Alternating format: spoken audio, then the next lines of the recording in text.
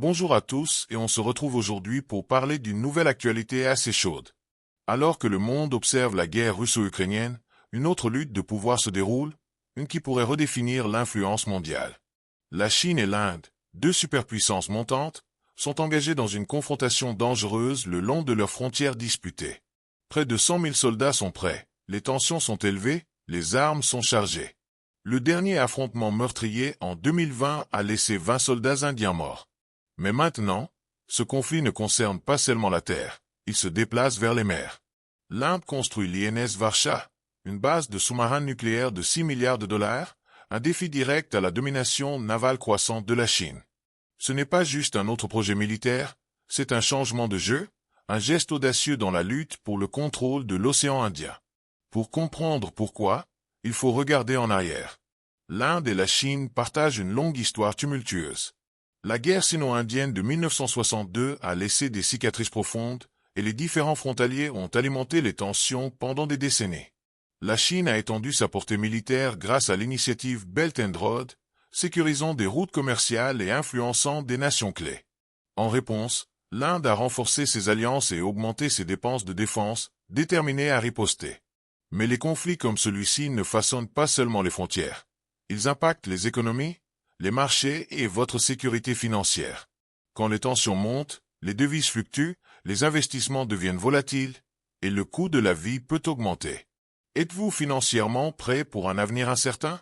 Forme en crise. Agissez maintenant. L'affrontement dans la vallée de Galwan en 2020 a ravivé les hostilités, prouvant que la diplomatie seule ne suffira pas à apaiser les tensions.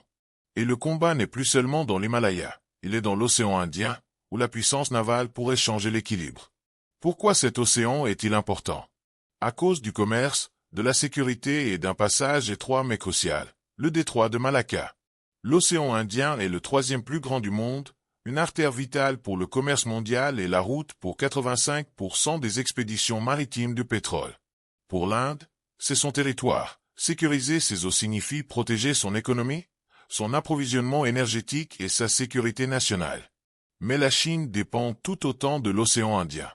Son économie florissante dépend de ses eaux pour déplacer ses exportations et ses approvisionnements énergétiques.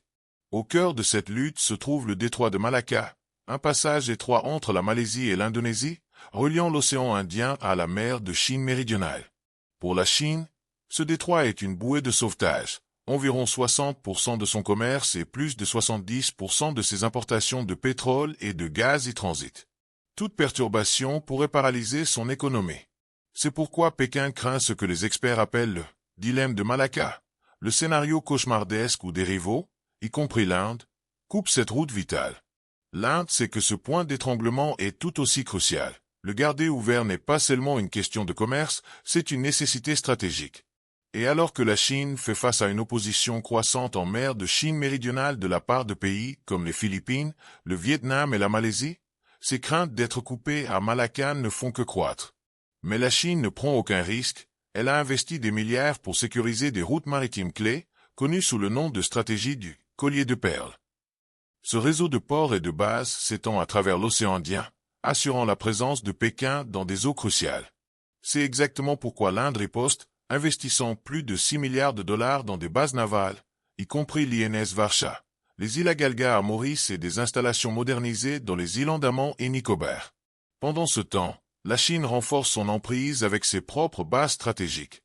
Prenez le port de Gwadar au Pakistan, situé à l'embouchure du golfe Persique. Il donne à la Chine un accès direct à la mer d'Arabie et contourne le détroit de Malacca. Ensuite, il y a le port de Hambantota au Sri Lanka, loué à une entreprise chinoise pour 99 ans. Lorsqu'un sous-marin chinois y a accosté en 2014, les craintes de l'Inde concernant l'expansion militaire ont augmenté. Enfin, la première base militaire chinoise à l'étranger, à Djibouti en Afrique de l'Est, est un changement de jeu. Située près du détroit de Bab el-Mandeb, un point d'étranglement critique reliant la mer Rouge au golfe d'Aden, elle renforce l'emprise de la Chine sur les routes commerciales mondiales. Ce n'est pas juste un avant-poste naval, c'est une rampe de lancement pour des missions anti-piraterie, des opérations humanitaires et une présence plus profonde en Afrique. Mais les ambitions de la Chine ne s'arrêtent pas là. Sa puissance navale s'étend à une vitesse vertigineuse. La marine chinoise a déjà dépassé celle des États-Unis en nombre total de navires de combat, déployant des navires de guerre, des sous-marins et des porte-avions de pointe. Avec des technologies avancées de construction navale, de systèmes de missiles et de navigation, la Chine porte sa domination maritime à un niveau supérieur. Pendant ce temps, son arsenal nucléaire est bien en avance sur celui de l'Inde, avec plus de 600 ogives opérationnelles et un plan pour doubler ce nombre d'ici 2030. La Chine est une force majeure dans la dissuasion mondiale. Des missiles hypersoniques, des systèmes de livraison furtifs et une puissante milice maritime donnent à Pékin un contrôle quasi total sur les mers de Chine méridionale et orientale, sécurisant des voies maritimes vitales. Et il y a un avantage caché. Le terrain accidenté de Rambyi, construit dans les montagnes avec des tunnels menant directement à des eaux profondes. L'INS Varsha offre une furtivité maximale, rendant la surveillance ennemie presque impossible. Dans une région où le contrôle dépend de la position, cette base est la réponse de l'Inde à la puissance croissante de la Chine en mer. L'INS Varsha n'est pas juste une base navale, c'est un changement de jeu pour la défense de l'Inde. Conçue pour abriter la flotte croissante de sous-marins nucléaires du pays, elle cimente le statut de l'Inde en tant que force maritime dominante. Ces sous-marins ne sont pas seulement des armes, ils sont un moyen de dissuasion vital, garantissant la capacité de l'Inde à riposter si elle est provoquée. Et avec la Chine qui étend rapidement sa présence navale, cette dissuasion n'a jamais été aussi cruciale. En effet, les sous-marins d'attaque à propulsion nucléaire donnent à l'Inde un avantage majeur. Ils se déplacent plus rapidement, restent immergés plus longtemps et opèrent avec plus de furtivité que les sous-marins conventionnels. Cela les rend idéaux pour suivre les navires ennemis, escorter les sous-marins lance-missiles et sécuriser des voies maritimes vitales. Dans un affrontement direct, ils peuvent tenir tête à la plupart de la flotte chinoise. Alors, pourquoi une base dédiée? Sécurité et préparation. L'INS Varsha protège ses actifs stratégiques, garantissant qu'ils sont toujours prêts pour la mission. L'océan Indien est un champ de bataille clé pour les luttes de pouvoir mondial, et l'Inde a besoin d'une forte emprise. En établissant cette base, l'Inde envoie un message clair. Elle est prête à défendre ses intérêts maritimes. Plus que cela, l'INS Varsha renforce la dissuasion nucléaire de l'Inde, avec des sous-marins capables de lancer des missiles balistiques. Toute agression nucléaire déclencherait une réponse dévastatrice. Cette capacité de seconde frappe est essentielle pour maintenir la stabilité et prévenir les conflits. Cependant, la dissuasion ne concerne pas seulement la stratégie nucléaire. Elle concerne la projection de puissance. Une base de sous-marins dédiée permet à l'Inde de maintenir une présence sous-marine plus forte, de dissuader les adversaires et de sécuriser des routes commerciales critiques. Étant donné l'affirmation croissante de la Chine, c'est une étape nécessaire. Des voies maritimes sécurisées signifient un commerce stable, et un commerce stable signifie une sécurité économique. Mais il y a plus. La base augmente la flexibilité de l'Inde dans les opérations navales.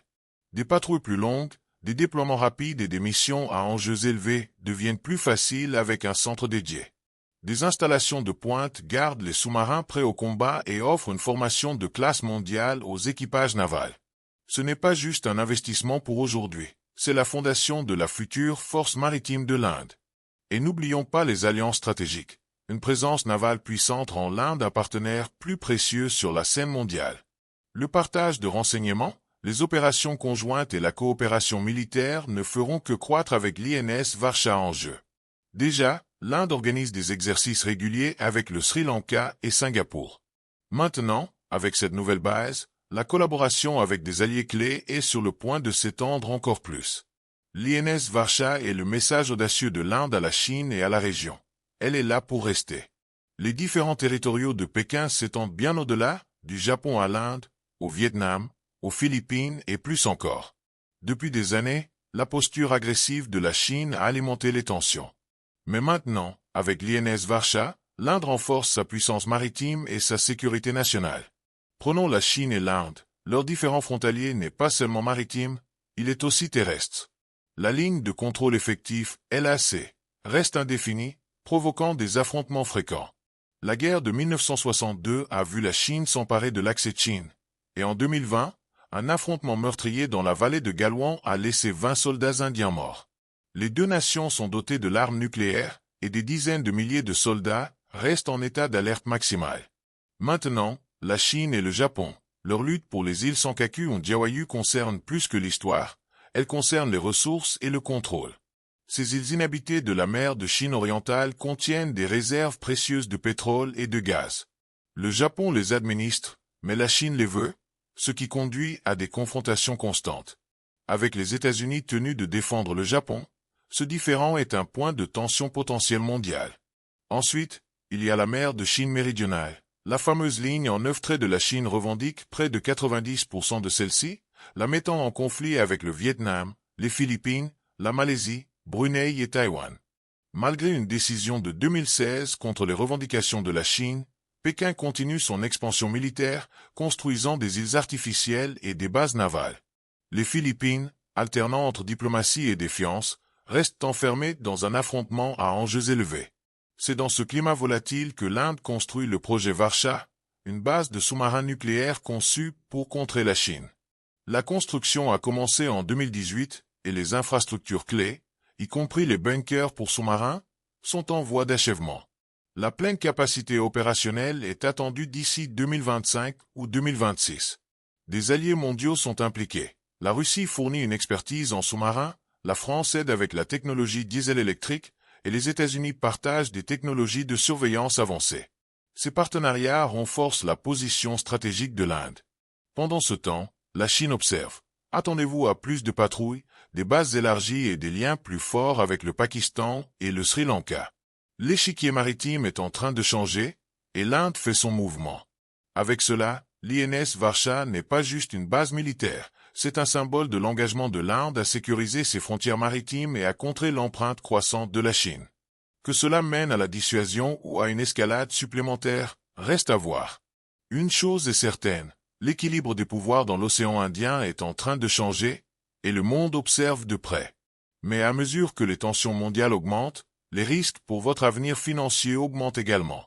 L'incertitude géopolitique peut secouer les marchés, perturber les économies et éroder les économies. La question est, êtes-vous prêt? Si vous voulez protéger votre patrimoine dans un monde imprévisible, téléchargez le guide gratuit d'investissement lié dans la description.